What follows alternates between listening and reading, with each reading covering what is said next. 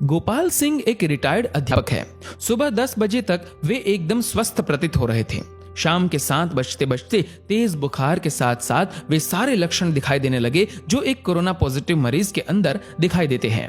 परिवार के सदस्यों के चेहरों पर खौफ साफ दिखाई पड़ रहा था। उनकी चारपाई घर के एक पुराने बड़े से बाहरी कमरे में डाल दी गई, जिसमें इनके पालतू कुत्ते मार्शल का बसेरा है। गोपाल जी कुछ साल पहले एक छोटा सा घायल पिल्ला सड़क से उठाकर लाए थे और अपने बच्चे की तरह उसे पाला और उसका नाम रख दिया मार्शल। इस कमरे में अब गोपाल जी, उनकी चारपाई और उनका प्यारा मार्शल है। दोनों बेटों बहुओं ने दूरी बना ली और बच्चों को भी पास ना जाने के निर्देश दे दिए गए। सरकार द्वारा जारी किए गए नंबर पर फोन करके सूचना दे दी गई। खबर मोहल्ले भर में फैल चुकी थी, लेकिन मिलने कोई नहीं आया। साड़ी के पल्ले से मुंह लपेटे हुए, हाथ में छड़ी लिए पड़ोस की कोई एक बूढ़ी अम्मा आई और गोपाल जी की पत्नी से बोली, अरे कोई इसके पास दूर से खाना ही सरका दो, वे अस्पताल वाले तो इसे भूखा ही ले जाएंगे उठा के। अब प्रश्न ये था कि उनको खाना देने के लिए कौन जाए। बहुओं ने खाना अपनी सास को पकड़ा दिया। अब गोपाल जी की पत्नी के हाथ थाली पकड़ते ही कांपने लगे, पैर मानो खूंटे से बांध दिए गए हो।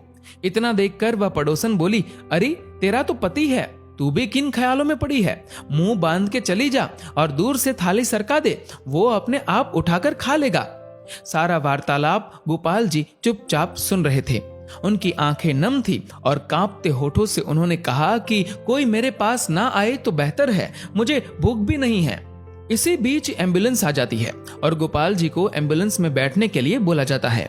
गोपाल जी घर के दरवाजे पर आकर एक बार पलटकर अपने घर की तरफ देखते हैं।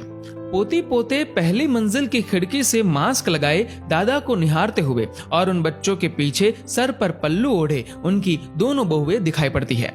घर के दरवाजे से हटकर बरामदे पर दोनों बेटे काफी दूर अपनी माँ के साथ खड़े थे।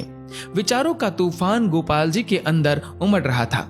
उनकी पोती ने उनकी तरफ हाथ हिलाते हुए टाटा एवं बाय बाय कहा। एक क्षण को उन्हें लगा कि जैसे जिंदगी ने अलविदा कह दिया हो। गोपाल जी की आंखें लबलबा उठी। उन्होंने झुककर अपने घर की दहलीज को चूमा और एम्बुलेंस में जाकर बैठ गए। उनकी पत्नी ने तुरंत पानी से भरी बाल्टी घर की उस दहलीज पर डाल दी जिसको गोपाल जी चूमकर एम्बुलेंस में बैठे थे। इसे तिरस्कार कहो या मजबूरी, लेकिन यह दृश्य देखकर कुत्ता भी रो पड़ा और उसी एम्बुलेंस के पीछे पीछे हो लिया जो गोपाल जी को अस्पताल लेकर जा रही थी। गोपाल जी अस्पताल में 14 दिनों के ऑब्जर्वेशन पीरियड में रहे। दोबारा टेस्ट किया गया तो उनकी रिपोर्ट सामान्य थी। उन्हें पूर्णतः स्वस्थ घोषित करके छुट्टी दे दी गई। जब वह अस्पताल से बाहर निकले तो उनको अस्पताल के गेट पर उनका कुत्ता मार्शल बैठा दिखाई दिया। दोनों एक दूसरे से लिपट गए। एक की आंखों से गंगा तो एक की आंखों से यमुना बहे जा रही थी। जब तक गोपाल जी के बेटों की लंबी गाड़ी उन्हें लेने पहुंचती, तब तक वो अपने कुत्ते को लेकर किसी दूसरी दिशा की ओर निकल चुके थे। उसके बाद वो कभी दिखाई नहीं दिए। आज उनके फोटो के साथ उनकी गुमशुदगी की खबर छपी है। अखबार में लिखा है कि सूचना देने वाले को 40,000 का इनाम दिया जाएगा। 40,000। हाँ, पढ़कर ध्यान आया कि इतनी ही तो मासिक पेंशन आती थी उनकी, जिसको वो परिवार के ऊपर हंसते हंसते उड़ा दिया करते थे। एक बार आप गोपाल जी की जगह पर स्वयं को रखकर देखो। कल्पना करो कि इस कहानी में गोपाल जी का किरदार आप हो। आपका सारा अहंकार और सब मोह माया खत्म हो जाएगी।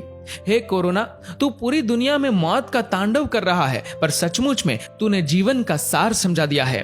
तेरे लिए अमीर गरीब, छोटा बड़ा, स्त्री पुरुष, राजा रंक, कोई भेदभाव नहीं, सब एक समान है।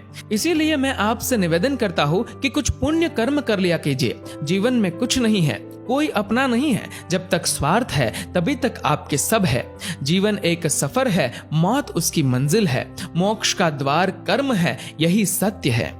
दोस्तों, इस वीडियो को लेकर आपकी क्या राय है नीचे कमेंट करके जरूर बताइएगा। और अगर आपको ये वीडियो अच्छा लगा तो इस वीडियो को लाइक करिएगा, शेयर करिएगा ज्यादा से ज्यादा लोगों तक। और ऐसे ही और भी इंस्पिरेशनल वीडियोस के लिए सब्सक्राइब करें हमारे यूट्यूब चैनल को और फेसबुक पर फॉलो करें हमारे पेज को। धन्यवाद।